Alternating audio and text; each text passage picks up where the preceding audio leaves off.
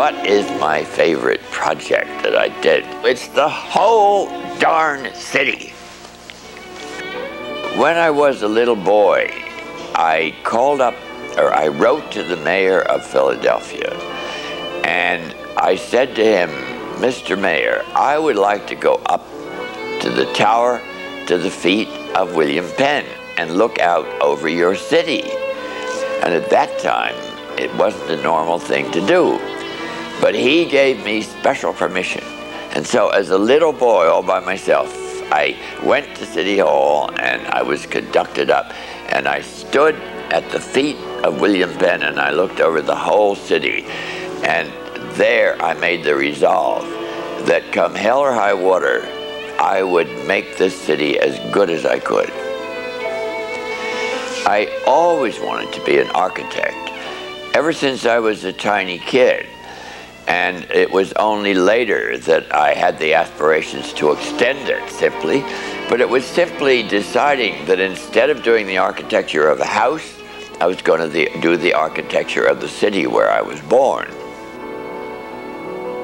After I returned to Philadelphia from my work in Flint, where I was the city planner at aged 27 to 29, and after I was called a communist on the floor of City Council in Flint, Michigan, because I was supporting a government program for public housing for low-income families.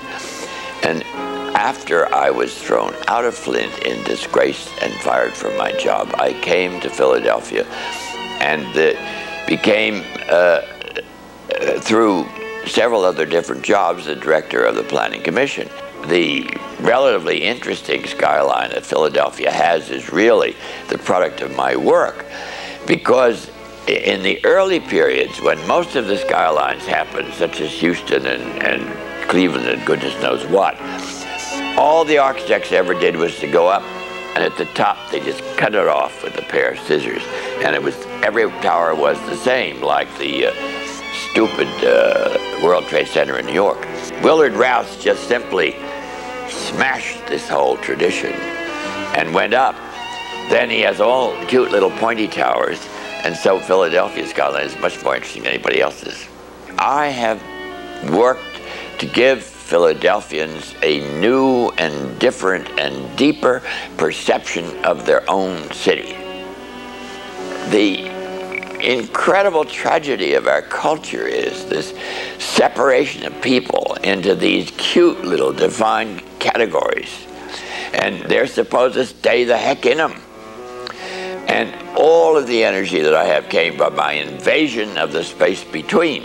I don't want to die, and I got to die pretty soon, without communicating to young people how I did it. And I don't give a damn whether they like what I did or not, because it's done.